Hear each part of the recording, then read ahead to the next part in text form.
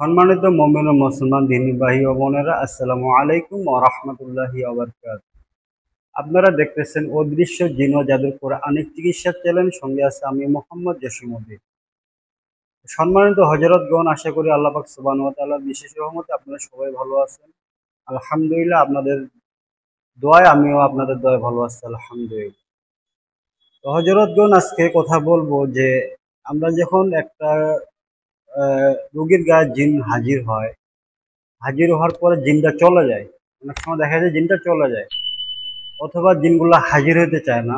সেই জিনগুলাকে হাজির করার নিয়ম, একটা গোপন আমল, এই আমলগুলোর বিষয় নিয়ে কেউ কথা বলতে চায় না সহজে। কারণ একজন পরিপূর্ণ মুতাব্বির যে অভিজ্ঞ, তারা এইসব আমলগুলো করে, এইসব কাজ করে, যার কারণে এই বিষয়গুলা অনেকেই ইউটিউবে আপলোড করে না। তো আমি আপনাদের মাঝখানে বলে রাখছি যে আমি যে বিষয় নিয়ে কাজ করি, প্রত্যেকটা বিষয় আমি আপনাদের মধ্যে শেয়ার করব। আমি যেভাবে কাজ করি, কারণ আমি কোর্স করাই না, আমি ইউটিউবের মধ্যে আপনাদের মাঝখানে আমি সবগুলো শেয়ার করি, যার কারণে আমি কোনো কোর্স করাই না। আমি যদি এই বিষয়গুলো নিয়ে আমি একটা কোর্স করাইতাম, আমি অনেক টাকা হাতিয়ে পেতাম। কারণ আমি চাই না যে, আমি চাই যে দিনের খেজমতে আপনাদের মাঝখানে আমি খুব সহজেই এই আমলগুলো পৌঁছে দেওয়ার চেষ্টা করতেছি। আপনারা আমার পাশে থাকবেন।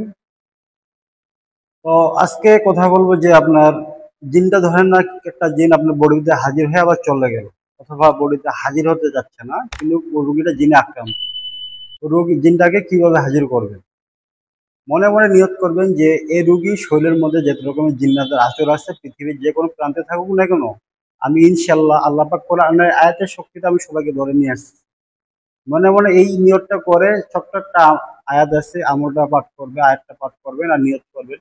মনে মনে এরকম নিয়ত করবেন যে আল্লাহ পাক কোরআনে আয়াতের শক্তিতে আমি যে রোগীর বডিতে, অথবা ওই রোগীকে যারা আক্রান্ত করে যেসব জিন্নাতরা, দূরে অথবা কাছে থেকে আমি জিনগুলাকে আমি ধরে নিয়ে আসার চেষ্টা করতেছি। নিয়ত করে ফুল নিয়ত রাখবেন, রাখে এইভাবে হাতটা করবেন, রোগীর গলার উপর চাপ দিবেন আর বলবেন এই যে এইভাবে করবেন, ইন্নাহু মিন সুলাইমান ওয়া ইন্নাহু বিসমিল্লাহির রহমানির রহিম, আল্লাহ তাআলু আলাইয়া ওয়া তাকুনু মুসলিমিন, আল্লাহু আকবার। ইনশাআল্লাহ এভাবে একটা চাপ টান দিবেন।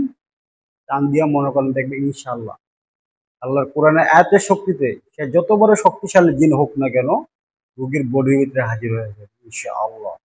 আপনার ট্রাই করবেন। আর এবং কি যারা আমার কাছে চিকিৎসা নিয়েছেন, তারা অবশ্যই জানেন যে আমি এইভাবে জিন হাজির করে থাকি। খুব সহজ একটা আমল, আমলটা সহজ কিন্তু জিনিসটা অনেক শক্তিশালী। চেষ্টা করুন, ইনশাআল্লাহ সফলতা অবশ্যই পাবেন। একটা জিনিস হযরতগণ সবসময় মনে রাখবেন, আপনারা আল্লাহ পাক কোরআনের আয়াত দিয়ে কাজ করতেছেন, কিন্তু কোরআনের আয়াতের প্রতি যদি আপনাদের বিশ্বাস না থাকে, তা আপনি পুরো কোরআন শরীফ পড়েও যে ফু দেন, আপনার কোনো রকম ফায়দা আপনি নিতে পারবেন না। আপনি কোরআনের একটা আয়াত পাঠ করে, আপনি নিয়ত করে কাজ করে দেখেন, ইনশাআল্লাহ আপনি পরিপূর্ণ ফায়দা নিতে পারবেন। তো এইসব বিষয় নিয়ে গুরুত্বপূর্ণ আরো আলোচনা হবে ইনশাআল্লাহ সামনে। তো সবাই পাশে থাকবেন। আসসালামু আলাইকুম ওয়া রাহমাতুল্লাহি ওয়া বারাকাতুহু।